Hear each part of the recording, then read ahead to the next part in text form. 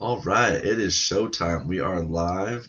It is June 4th, Sunday at noon Eastern Time. My name is Matt Gluckman. This is Eric Menchie. We're going to give some time for people to log in, but I'm very excited today because we have a very nitty gritty topic that I think is kind of dirty to talk about and not so sexy to talk about, so people don't want to really dive into it. And I'm honored to have my co-host here. He usually does a lot of back end stuff, but it's great to have him with us at the forefront here. He'll give some time for people to show up, and then we'll get going.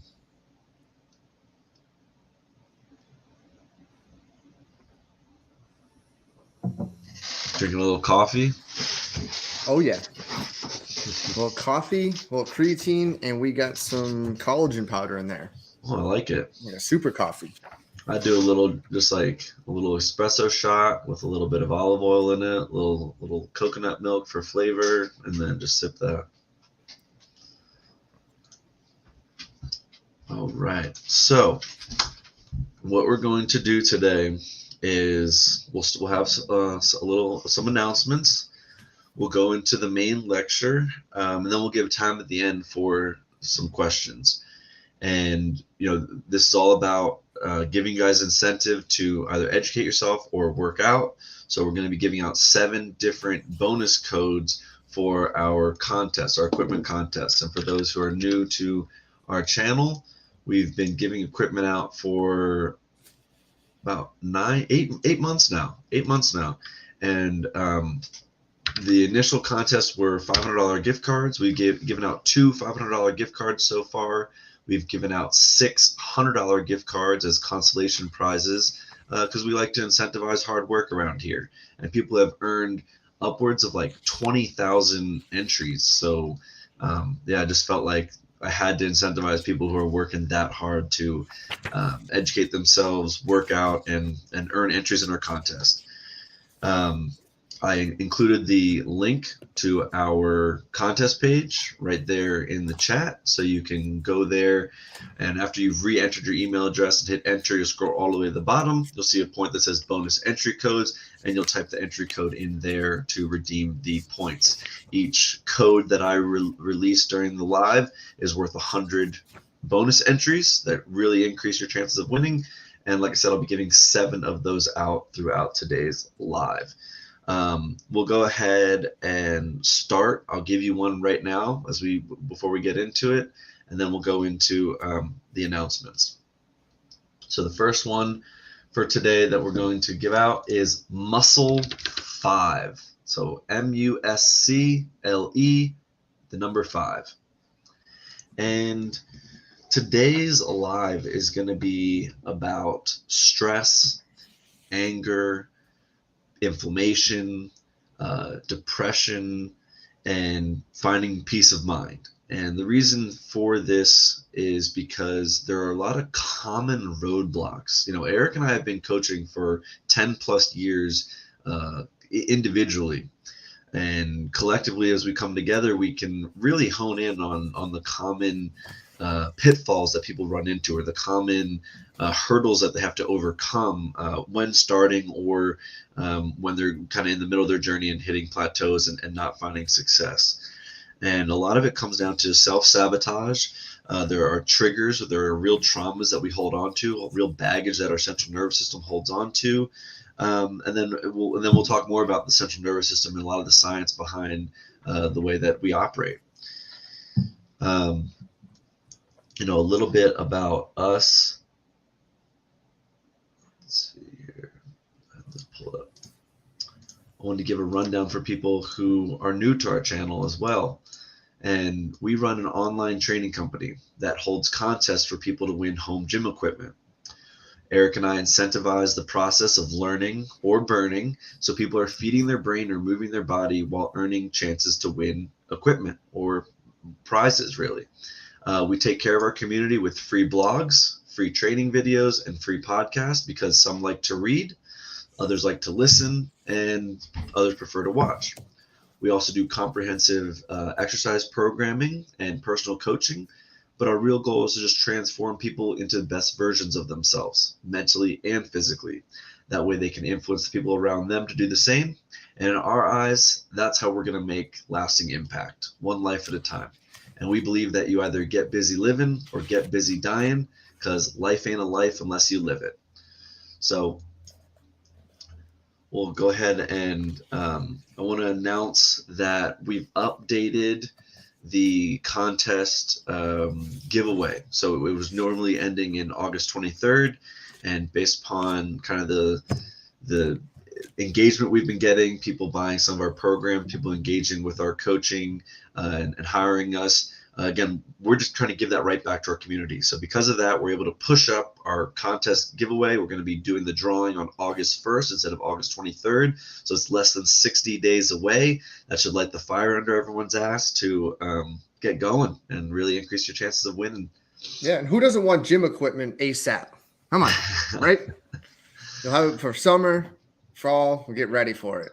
Well, 1,500 too is like, and this is the thing, it's all about what is going to be best for each individual. So some people have nothing, and 1,500 is going to get you like flooring, a squat rack, dumbbells, barbell, some weights, or maybe you have everything, and 1,500 you want that Peloton bike like we first had the contest listed for, or maybe you want a sauna. I mean, so that's what's so great. It's so versatile, just depending on the individual, and we'll let the winner decide how they want that money to be spent to enhance their fitness and enhance their home gym. Yeah, and if they have questions of guidance of what would be beneficial, that's why we're here. Yeah, exactly. So first thing I wanted to start off with is this, let's see here. It's from PubMed. It's the interplay between stress, inflammation, and emotional attention. And I'm going to read a little excerpt here, but I'll provide the citation in the chat for you, for those who are skeptics. I believe in healthy dose of skepticism myself. But here we go. Depression is a highly prevalent mood disorder in modern society and is associated with significant impairments in the patient's quality of life. There's a growing evidence implicating increased levels of markers of inflammation in the pathogenesis of depressive disorders. So inflammation playing an innate role in the body's immune system and the triggering of depressive episodes. Now, depression is on a sliding scale. It's not always the same for everybody. There might be some people out there thinking like, oh, I don't sit in bed all day and think, woe is me, so I'm not depressed. But there are little micro episodes of depression and microinflammation that can lead to cognitive biases. Furthermore, according to cognitive models of depression, one of the key features of depressed and vulnerable individuals is biased cognitive processing of emotional and social information. Now, what does that mean? Let's pick that apart for a second. That means that when I get a trigger of inflammation and I sense something, a new stimulus coming into my brain, into my perception, it can either trigger old ways of thinking because of how much stress and inflammation is going on internally. Now this outside stimulus has triggered me to feel super stressed about that piece, when it necessarily isn't the piece that's causing the stress. And I know that I'm probably losing people here, but just think of it like this. If my body and brain is complicit in a provocation of sadness, of anger, of reclusiveness, then I myself have allowed that control over it. Like, the stimulus is just there. Who really did what to who? Like, was the loud music really bothering you, or was there something triggered in your perception and nervous system that created that bothersome behavior and reaction and response? And the reason this is so important is because when it comes to making changes or making transformations or ascertaining something that you don't have, you need to be able to cut away old maladaptive responses and make room for new adaptive behavior and responses. And that can be really hard when we have a nervous system that keeps us in this comfort zone, and we have homeostasis that pulls us back to this comfort platform. But we need to be the smarter dominant species and recognize, like, no, fear is just going to hold me back. The classic line of, the only thing you have to fear is fear itself. When I can overcome this fear is when I can get growth into my experiences, into my nervous system, and into my perception of pain and pleasure. What I constantly see over and over again is, and correct me if I'm wrong here, Eric, but when people are really trying to course correct, so someone is, needs to lose 40, 50 pounds, that's a lot of weight to lose. And odds are they didn't gain that weight over a week. They gained that weight over a period of time. It was due to a lack of discipline around their fitness levels. It was due to an increase in stress and responsibility, and easier to fall into bad habits. So when you've built that up for so long and you try to make changes, I see 2 steps forward, 1 step back. And it's kind of always like that. 2 steps forward, get that momentum, boom, slump back into a step back. I binge ate this weekend, or I didn't exercise at all this weekend, or, I was stressed so much that I stayed up all night. And would you agree there, Eric? Would you agree that people find that 2 step forward, 1 step back? Yeah, I agree. A lot of it's also cyclical. And a lot of it runs off of emotion.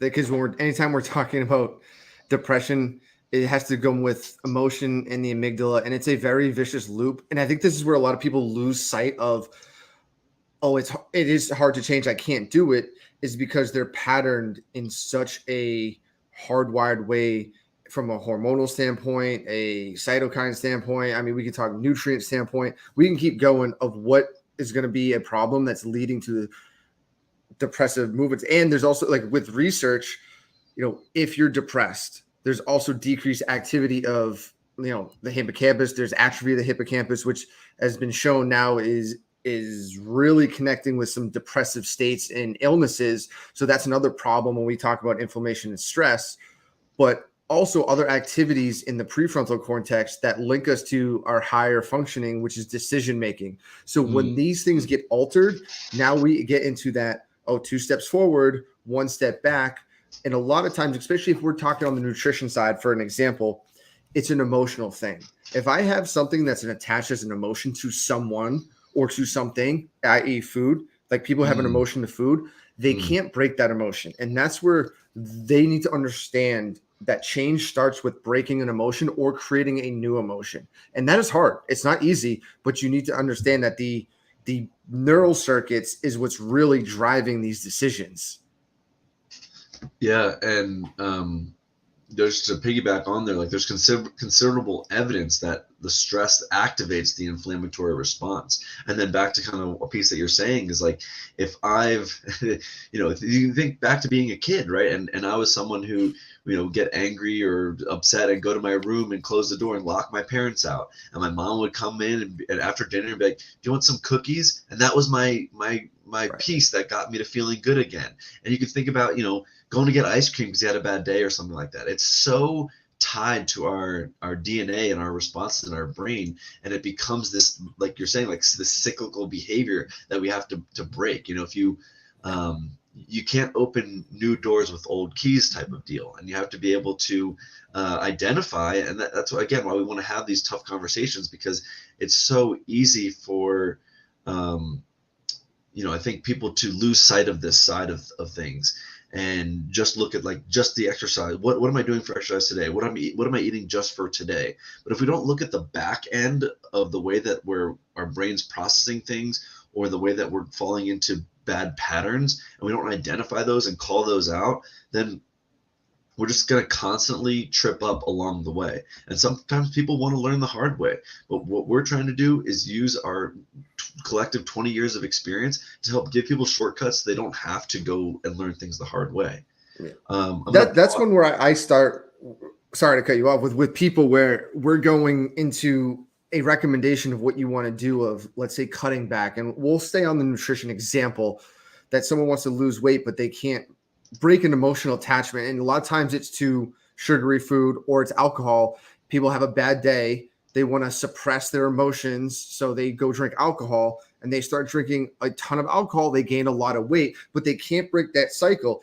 This is a hard thing that someone's going to have to hear is, hey, you just have to stop. You have to realize that eventually you're going to stop this and you have to fight through this loop.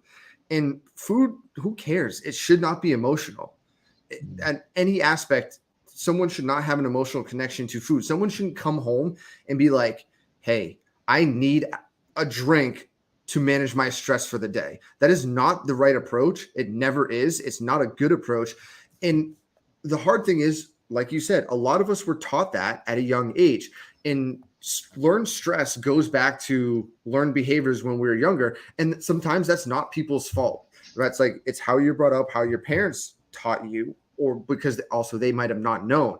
But now that you're listening to this or you're an adult, you should start to realize that your decisions now need to be focused on you, and you need to change those decisions, because innately your body's still thinking, okay, a bad event happened. How do I mitigate this? Usually I go to X, Y, and Z to do it. And everyone has different thing. Look at drug addicts. Most people that are drug addicts somehow fell into a loop from a stressful event that happened in their life or something crazy that they need to escape from it. And they started using it to create a different altered state of being for them to take away whatever that is. And I just wanted to pause really quick here and throw out a second bonus entry code for our listeners. It is going to be HEART8, HEART, number 8. So that's second bonus code there. 5 to go. Yeah, and another piece that comes with that is, the central nervous system is so complex, and it processes 11 million bits of information every second. Not consciously, but that's conscious, subconscious, and unconscious processing, stuff that you can't tap into. And we have to make 35,000 decisions a day. Now, our society, our modern society has evolved in a way that we've had to increase the decision making and information stimulating, and our nervous system wasn't ready to basically handle all that load. And what we do is our brain kind of categorizes things, and we do have like a negative bias. Like, we are, through studies, they found anywhere from 7 or 11 times more likely to focus on the negative side of things than we are the positive. And we are 5 times more likely to make action off of avoiding something that can cause us pain versus taking action towards something that can cause us comfort, or lead us to prosperity. And that's because it's a survival bias, right? If we were, hunter-gatherers, we're walking around and we hear a noise in a bush, we're going to have a much better chance of running from that noise and that bush than if we just sit there and pretend like nothing's going to happen. We have a better chance for survival. So that's obviously lived through time, because that gave us a better chance to not get eaten. The reason I bring this up is because what happens is we start to make incorrect perceptions, and we can call it thin slicing, making a profound judgment off of a small bit of information, right? You're thinking about 35,000 decisions a day. You can't even tell me 15 of them right now. So it happens so rapidly. And what can happen is our brain can get these wrong, but it'll kind of snowball effect and bring them with each other. And when we get through to a point where we're in this heightened state of alert and stress, whatever we do to get through to the next stage, our body and brain click saves on that piece, whatever we did, and it snowballs over. So it thinks, oh, this is how we live. This is how we live. This is how we get through all these scenarios. This is how we get through this. This is how we get through this. This is how we get through this. And you think about your most stressful days, right? Oh, how I get through this is a glass of wine every night. This, how I get through this is eating my feelings every night. How I get through this is just binging with pizza and TV every night, despite how much time I have on my hands. So we have to be able to break that cycle. And what's fascinating is a lot of the research now shows that, the connection between the gut and the brain and the central nervous system. So with my gut, I have more nerve endings going from my stomach up to my brain than I do going from my brain to my stomach, meaning that there's more of a command center coming from the stomach up than vice versa. We have what's called the vagus nerve. It's the largest nerve in the body.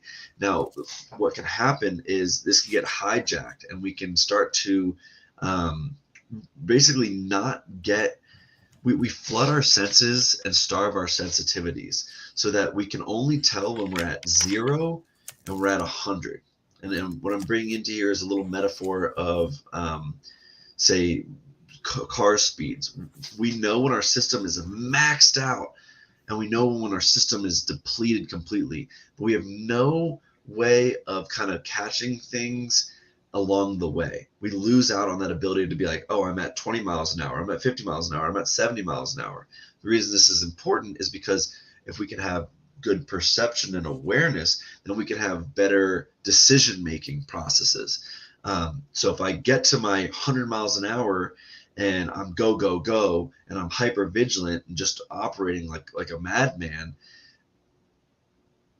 that can lead me to um, burning myself out, going back to that 0 mark and starting the process over of, here I am balancing, taking care of my health, eating better, holding myself, to this discipline of, don't eat this and eat that, but I'm doing it all from this 100 miles an hour place, and it takes so much energy, and then boom, I've lost all my mental bandwidth. I'm back down to that 0 mark, and I don't give a fuck anymore.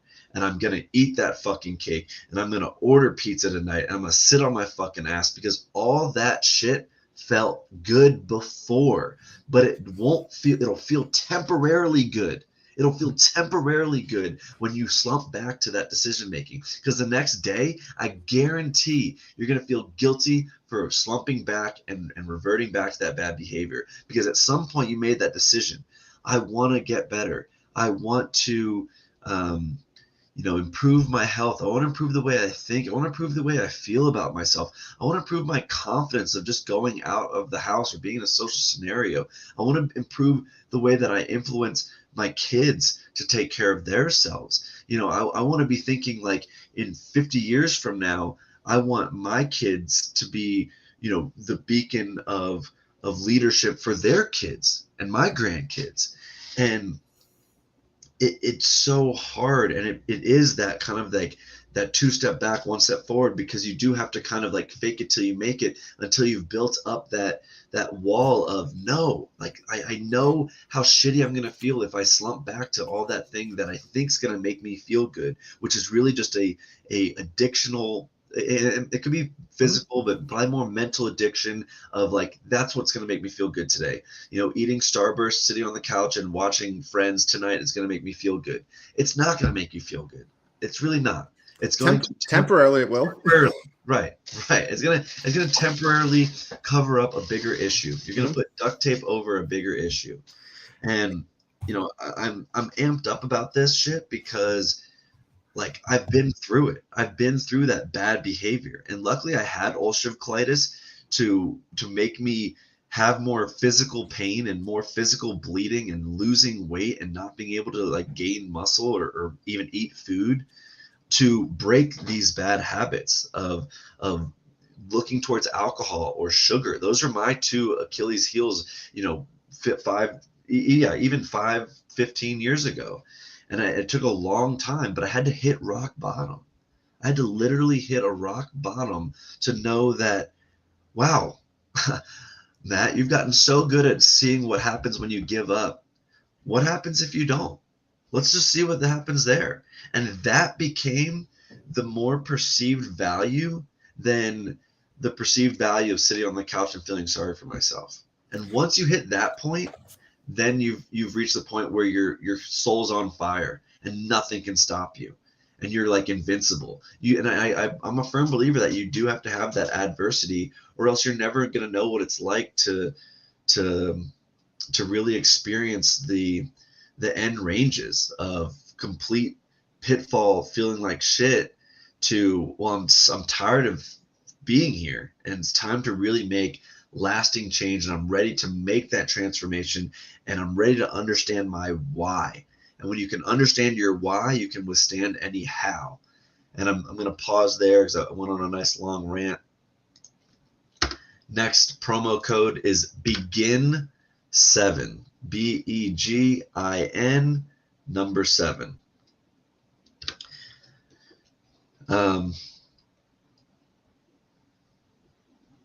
Well, with that, I mean, it's not easy. So this is what people need to understand. No, it's not. That decision is going to come with a cost, because when you're saying the 2 steps forward, 1 step back, from a mechanism standpoint, when someone goes and eats the Starburst and watch Friends, they're going to get a dopamine drop. You know, they're going to get some good feedback. But as soon as that level peaks, it's going to come back down and it's going to go lower. And this is where that cyclical depression starts coming in, because people make these little bumps and it comes back lower and lower. And they start from a standpoint, they don't feel good. And they keep doing these small little dopamine hits to try to make them sustainable, whatever that can be. It could be through social media. It could be through, drinking wine. It could be through eating pizza. I don't care what it's through, in a negative way that's impacting someone's health or not having an optimal performance of living. But when it comes to the opposite of making that decision that you made to say, I'm done with this, people have to realize that there's going to be days or weeks where you're not going to have that dopamine surge. Now, you're not going to have these feel great moments. Like, things are going to be pretty bad and pretty rough for a couple of days. But that's the hard part that you need to go through. That's that adversity that everyone needs to understand, that, hey, this is part of life. This is part of what training is, whether you're an athlete that's, going to the gym or, running 12 miles a day. That is adversity. That's not going to be easy work. And then on the flip side, from a nutritional standpoint, you have to do the right things and cut out things that you like to do. That's not easy. But to understand, to get to where you want to be, something has to be cut out. And that's the only way to reverse any sort of stress, inflammation that happened in the past. Because in order to do that, you have to create a new emotion to understand, to change what the brain's sense of the past is going to be. And that's what a daily thing is. You're changing the emotion, or you're changing the thought or the memory of what happened last time. And it happens with us, right? You go and you miss a lift. You miss 95% of your squat max, and you have this innate fear that thing buried you at the bottom. But you don't let that stop you. You keep going and say, okay, I'm not going to go there every day. Maybe I'm going to work to it, but I have to go feel that weight again to understand that I'm okay. I'm not going to die, but I'm going to create a new emotion. And that's why setting maxes, whether you're a runner, whether you're a lifter or a cyclist, whatever, you hit a new PR, that is a new emotional state and a new memory. So now you know that anything sub whatever that is, you have that. It's not a threat. You can do it. People just need to start there. Find a PR, find a daily PR, find a weekly PR, hit that new emotion and keep going to create that behavior change. Because if you don't have that PR or that goal or what you want to achieve, then you're just kind of aimlessly going. And I think a lot of people don't have a specific goal in mind when they say they want to change. They know it, but they just don't want to say it. Write it down, put it somewhere, have that goal. Yeah, and I think just being able to line up your workouts and having some piece that's challenging, and even maybe it starts with, what's challenging is just getting to the gym. Maybe that's where it starts, and just challenging to have that in your schedule every week. But then each workout having something that is challenging, that you maybe don't think you can do, or you have a little bit of fear around. And a small challenging thing. I'm not saying if you've never worked out to walk in and be like, I'm going to try to deadlift 1,000 pounds today. But when you can do that, you start to build up your self-efficacy, your belief that you can complete things. And it's like this self-confidence badge that can't be wiped off from you. The more and more you do that, the more and more you recognize, like, I can overcome challenges, and that becomes a transferable skill. And that's why I think lifting and sports are so important at a young age in terms of building this in our nervous system. But another piece I want to bring up, kind of piggyback on what you're saying, is cognitive symptoms of depression include that negative attention bias, meaning holding on to more negative information, like we talked about, 7-11 times more likely to focus on negative information. And a lot of studies have shown that people who are more prone to when people are more prone to that side of things, they have difficulty disengaging their attention from that negative stimuli. So it's easy to be like, oh, I had a bad day, I had a stressful day, or I got stuck in traffic, and you keep perseverating on that. until you've broken and been like, that's it. I'm not going to the gym tonight. I'm just going home. I can't handle this. And it's like, again, it's your brain being your worst enemy, not your biggest supporter. It's your biology and your pathology that's focusing on this negative stimuli and having trouble disengaging from it, and making you kind of mentally addicted to those feel good dopamine hits. And that's a kind of like a mental addiction. And when we can think of, like, we don't even have to say depressed as in like, oh, I'm clinically depressed. Depressed as literally like the basic definition of something like depressed inward. So if this is you and this is your life and this is what you're acting, this is how you're living on a from morning to night, and middle of the day you got a depressed episode, this is your depression kicking in. Now you're looking for something to kind of offset. So instead of going down, you come up, but it's that quick fix behavior that leads to that never ending feedback loop and that cycle of, now I'm taking a step back or I'm taking one step forward, one step back, and I'm just neutral every single day.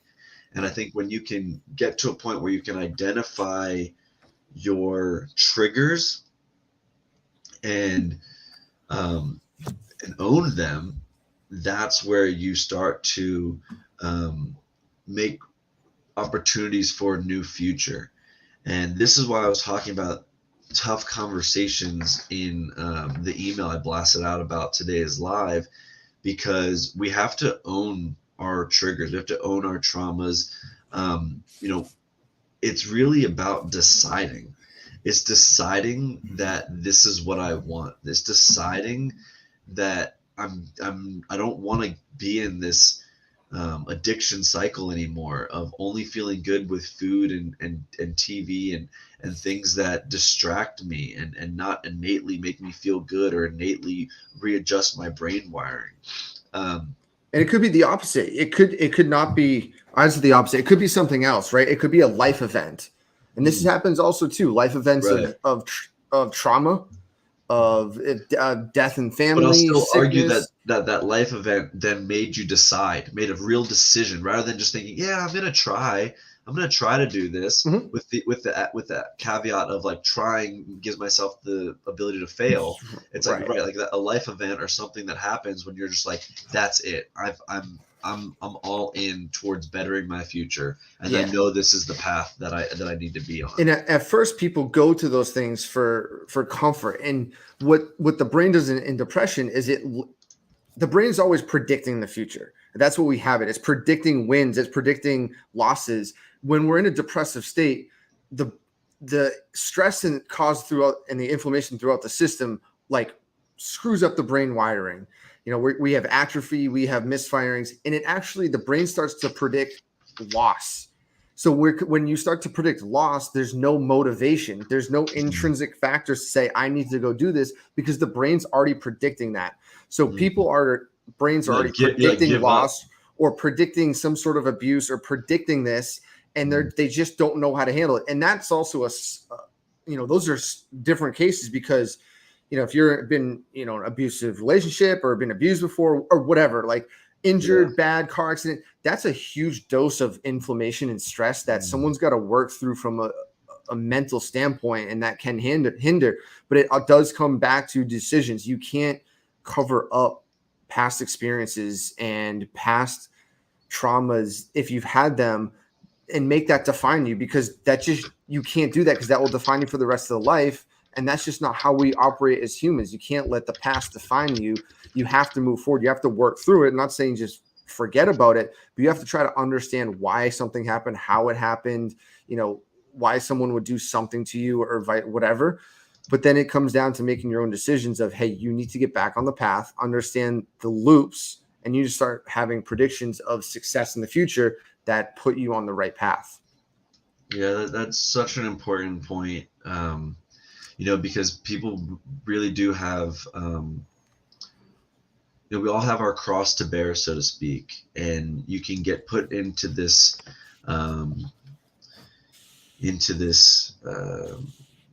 cycle where by having so much pain that had happened before, all you do is avoid pain. and you're so afraid of pain that you barely live, and that's when it becomes such a problem, and that's when it becomes such a hindrance to someone truly living their best life. And that's why, it's so important for us to talk about these things, because I don't think people get enough opportunity to recognize the realities of some of our past experiences, and how they can have a chokehold on us in our future, and in our now, in our day to day. So yeah, I think it's super important to have these conversations. And another piece I want to bring up. Here, let me give you guys another promo code. We're approaching like the half hour mark here, past the half hour mark here.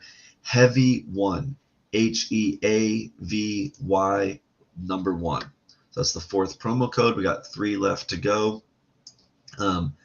But the interplay between stress and inflammation, it's fascinating, because there's still growing research around like what happens first. Did we get the stress signal from viewing something and then triggered inflammation, or did we eat something that triggered inflammation and then it manifested itself in stress? Like they can kind of go hand in hand. Mm-hmm. It's both. And it's also the prediction, right? So you don't even have to see anything, right? We go back to the brain's always trying to predict things in the future. If you're going to a place that, let's say it's it's not a good neighborhood, your body's already going to get put in a position of stress, right? That's just how we're built. We're designed to have acute bouts of stress. And it's going to be, the body's going to always react quick to try to beat you to the punch. And this problem is nowadays it's happening at a high rate and almost constant, and people can't get out of it. And it should be acute bouts, but it's not. And when you have this high bouts of stress, the internal milieu is out of whack. I mean, we're talking, poor brain health, cognitive function, cardiovascular function. We can name a list of issues that are going to go on with this, but to understand that even raising levels of, let's say, cytokines, and I'm going to bring in IL-6 here because it's a good one, because I was reading some research lately that IL-6 can actually be anti-inflammatory and pro-inflammatory. But actually, if you have sustained elevations in IL-6, there's a decline in nutrient absorption, especially zinc and iron. And that is key, because zinc is one of the biggest precursors to a healthy immune system. So we're talking chronic stress, or just stress in general. You're now talking about decreased function of nutrient absorption that's now decreasing other systems to work. And there's a whole plethora, we can go into of, the interleukin cytokines, not for today. Yeah. But understand the mechanisms that people are like, oh, well, this inflammation, what's it actually doing? What's wreaking havoc on your system? It's shutting other systems down. It's down regulating things. It's up regulating other things. And so we need them. They're there for survival. They're not bad. They're bad when they become out of control. And this is where people start to have chronic stress, whether they're, doing poor eating, lack of exercise, smoking, excessive alcohol consumption. All these things add to a stressful environment in the system. And to understand that with those, you're going to get poor sleep, fatigue, down regulation of hormones, of things like insulin, glucocorticoids are going to be off. Things are going to get desensitized, and you're not going to be able to function. And that's where you start to see chronic stress leads to chronic diseases, because things are just starting to malfunction. Now, people need to understand you have to take control of stress. Yes. You have to get it under control, or it's just going to bury you. Literally, it will bury you. And now these things can happen from childhood trauma. This can happen from abuse in a relationship. This can happen from, something as simple as driving and having something that stresses and triggers you out while you're thinking of something else that is emotionally triggering to you. And they can kind of now be a part of the same triggering response. I was talking about before, like how they snowball into each other. And, interleukin 6, what Eric was talking about, IL-6 is a protein coding gene that they test for. And it handles a lot. It's a central role in host defense.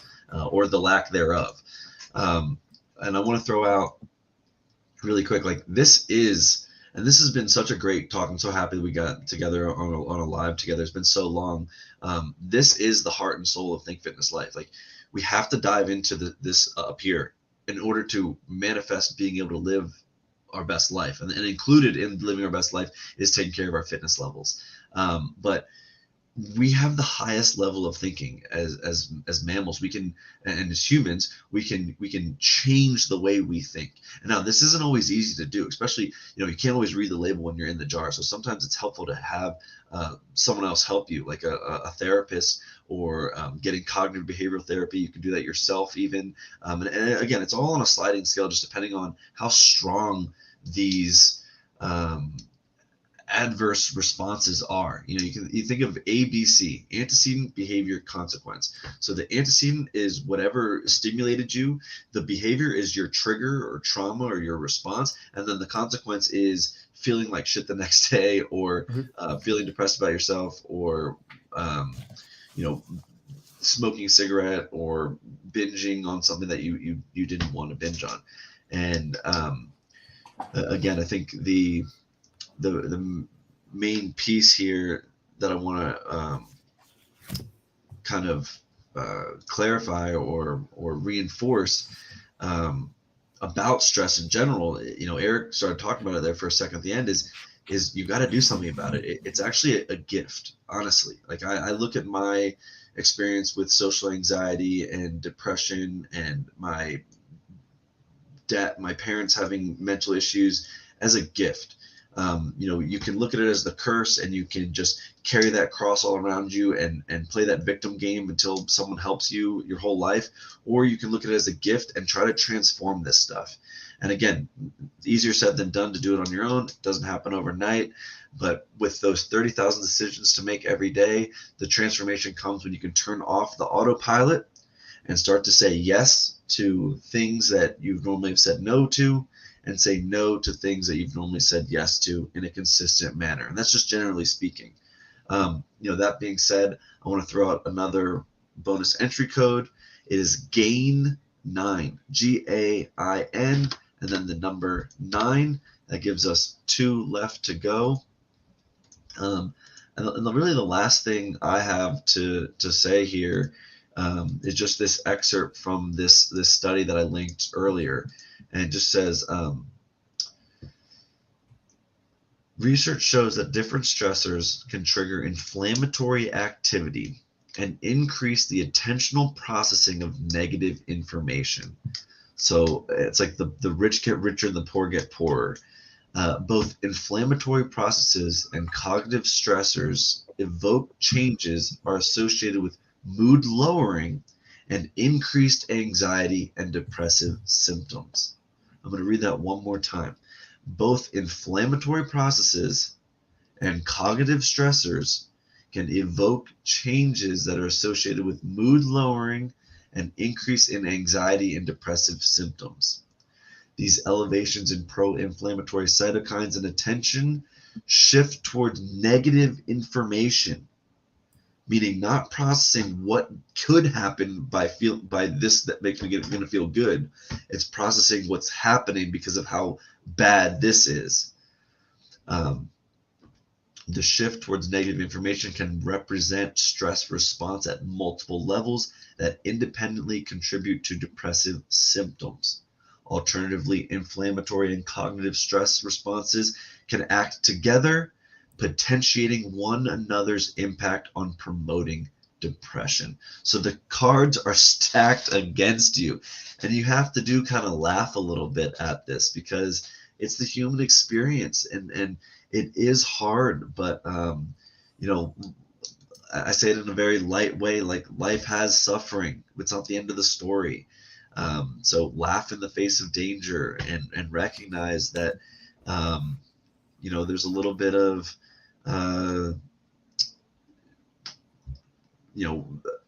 us coming out of the box like this. We have 4 basic human emotions. It's anger, fear, sadness, and joy. I mean, if you look at modern psychology, there's 50,000 emotions, but they come down to 4 headings: anger, fear, sadness, and joy. So right out the gate, 3 out of 4 of those human emotions are not the most enjoyable. But what does that mean? Are we supposed to ignore these 3 and only pay attention to joy? No, that's what gets us into problems over and over again. When all I do is try to mute these and just focus on this, that's when we starve our sensitivities and we start to flood our senses, because our brain's like, no, we're having so much pain and internal problems. Address this. But we can't, because we physically have taught ourselves that we can't, and that we can only attach to things that feel good. So the goal is to take these 3 sources of energy and transform them into ways that we can grow more joy in our life. And I love the analogy of a garden, because you take the weeds, you take the compost, which is literally like shit, and you churn it into making the best looking plants that yield the best produce that tastes so delicious, full of minerals. And that's what you're trying to do with your life. Another promo code here is lifting6, LIFTING, the number 6. That is the 6th promo code of the day. We have 1 left for those who have just shown up or have popped in throughout the live. Go to the landing page on the contest that I linked in the beginning. Go to the bottom where you can enter your bonus entry codes, and that's where you can redeem the codes that we've given out on this live. Again, all we're trying to do is give back to our community, give chances for people to win equipment so they can stay consistent, so that they can lead healthier and happier lives for themselves, and hopefully lead from the front for the people around them, their friends and family, allow them to lead healthier lives and make that compound effect. And that's the first place to start, is exercise. So we mentioned IL-6, right? These cytokines that come in, and I have research here. Well, we can look in the show notes that IL-6 from skeletal muscle, derived IL-6, is actually a very beneficial thing. So what I tell people is exercise is the first place to start to help regulate and understand that the body can handle inflammation, to teach it. So where do I go first with people? Okay, we're going to start strength training. We're going to resistance train first, and we're going to add some conditioning in. Like this is the most important thing when it comes to being healthy, is contraction of skeletal muscle, the biggest organ in the body to contract and release hormones and release cytokines that are going to be anti-inflammatory. This is your biggest defense system. Just like muscles can handle glucose, like muscles are here and they're needed for a lot of things. So get out and get moving first. I think a lot of people start and they're like, oh, I want to do more of a dietary strategy. Yeah, that's great. And you can change it. But honestly, get out and start moving first. And I think that's where a lot of our clients thrive, is when we get on, even the 3-day program we offer. They get on the program. They don't have to think about what they're doing for exercise. They don't have to think about what they're going to do or how they're going to do it. It's right in front of them. We're going to do, boom, 5 big movement patterns. We're going to move. We're going to do some conditioning. It's going to be simple. It's going to be quick. It could be 30 minutes, but we're going to get it done. And that's a starting point for people to understand that movement has to be in their program. And now I'm not just talking walking. Walking is not, to me, it does not count. Now there's good research that if you want to manage, let's say you want to manage your glucose levels or your weight after you have a meal, 10-minute walk postprandial shows that it manages glucose sensitivity. It's going to manage that a lot better than if you just sit on the TV. Now, if that's not a perfect world for everyone, that's fine. If someone's on a regular exercise program already, they might not need that. But first, starting out, try that and then get on a routine. Like, it has to happen. The mechanisms of managing chronic stress, chronic inflammation, mental standpoint, because you're also going to release epinephrine, norepinephrine, which also can give you, like runners get the runner's high. You're going to get endorphins, dynorphins in the brain. You're going to get these feel good sensations because you're changing how things react in the body. And yes, it's going to be hard. Working out is strenuous. It can be hard. It's not enjoyable at times, but post feeling of you've accomplished something, you feel better, that is what you're after. And I think this is what is going to drive people to understand that change needs to happen, but this isn't going to be easy. And I think this is where I kind of get on the when people are like, oh, well, exercise isn't fun. No point in my coaching I ever say something's going to be fun unless we're playing like trash ball with a team, and yet we're still getting conditioning in. But to tell people, and I think Matt, you know who I'm going to talk about when you told that one person I wrote that program, he turned around and basically told me to go F myself, and I laughed at him. But he was like, "Man, that was one of the hardest programs. You had me doing those step ups and front squats." And Cooper. But he had that emotion thing where he was like, "Oh man, I hate you." It triggered. Damn, I thank you. So that's how it's going to be. Like, you're going to hate me for writing things down. Relationship. But once you understand that you're going to hit your goals, and he was a great athlete, he understood what to do, put on some good size and strength, and then he found his goal. He was appreciative of that, and that's the long-term satisfaction dopamine drop that people need to understand. That's more powerful than anything. That's creating a whole new emotion for him. Now he understands that hard work is hard, but he knows what it's going to bring him. Yeah. And a couple of things I want to wrap up with, in our final 10 minutes here is exercise is going to release endorphins. It's going to release dopamine. It's going to help reprogram your brain for a better perception of feeling good. And it's going to actually reduce the perception of pain. So it's like helping on both ends. Exercise is going to help you feel less of that impact from pain and going to feel more of that feel good positivity just on an everyday basis. I mean, I can speak on this for too long, but like just walking outside, I never used to do anything for me. I was in such a, you can think of pig pen, like walking around with that dark cloud walking around me all the time, and like nothing felt good. And but now it's just like it's like a weight's been lifted in a way. And is it like that every day? No, but do I look for more of a succession of more of those days than less? Absolutely, it's definitely increased. And I think that's really the goal is looking for. You're not going to get to the state where like everything's perfect, but you're looking for more of that good and less of that bad, right? Mm-hmm. The other thing I want to bring up is this study that I referenced there in the show notes as well, about the effects of muscular strength on depression symptoms, and how there's a connection there between physical exercise beyond just walking that Eric was mentioning, and the ability to lift weights, and the relationship between muscular strength and depressive symptoms. So when you can get into a nice, good balancing act of including some resistance training, including, targeting your heart and lungs, working on the brain side of things and feeling good and trying to wash away your bad behaviors from when you feel bad. You're reaching this point of like synergy, because we have so many different systems across our body between our organs, our central nervous system, our metabolism, our hormones, and you're looking for a greater sum together than just the sum of its separate pieces. So when everything can kind of full court press, and you have 30 trillion cells in your body, and each cell has over 1,000 to 2,000 mitochondria.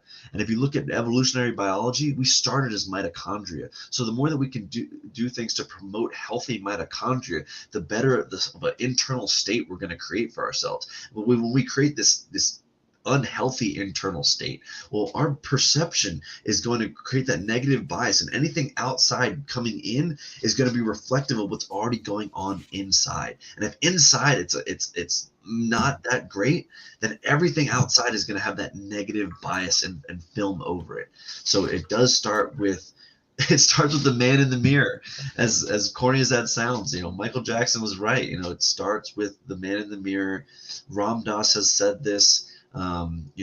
The best thing I can do for other people is work on myself. And it's so true. And the best thing you can do for you is work on yourself. Nothing can harm you more than your own mind untrained, but nothing can comfort you better than your own mind well trained.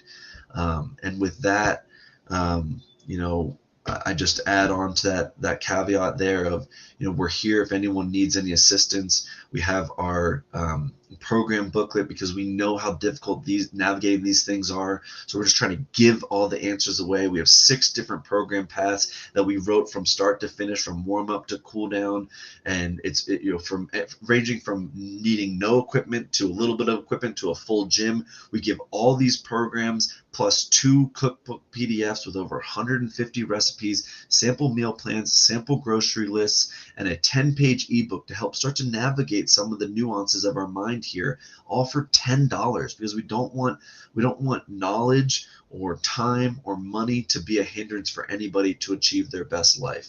Beyond that, we are coaches. If you want personalized workouts and coaching, we're happy to hop on a call and dive into more of the nuances of what that would look like. It always starts with an assessment call. We need to know more about, your starting position, your struggles, what you've tried in the past, what worked, what didn't work, what's your access to equipment like, what's your goals, what's your reality of your schedule.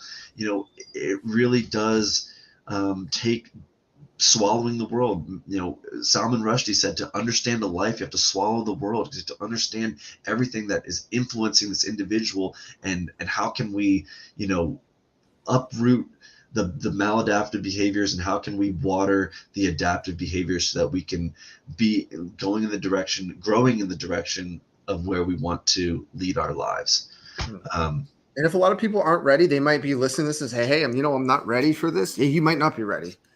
But I can guarantee you that this program is going to wipe you on the floor and understand that you need to be ready. And I think that's the biggest thing is there's no easy programs. There's no program out there that's going to be like, oh, we're going to ease into it. No, we're going to throw you right into it, see what you're made of. I guarantee you'll come out on the other side stronger, and you're going to find out your inner potential of what you're made of. So I would say if you're not ready, put your money where your mouth is and try it out. And we do it safely also. So just FYI, we're always doing everything safely. The goal is to get better with age. There's no other acceptable goal. I'm going to give the final promo code here, along with links to our comprehensive program booklet and more information on our coaching here. And the last promo code is exercise5. How perfect, exercise and then the number 5, because you should be working out 5 days a week, Monday through Friday. That's how we work our calendars, usually 3 and 2, but it's all different for the individual and specific to their parameters. But so exercise 5 was last promo code. And thanks for watching. We're going to give some time here now. If anyone has any questions, feel free to throw them into chat right now.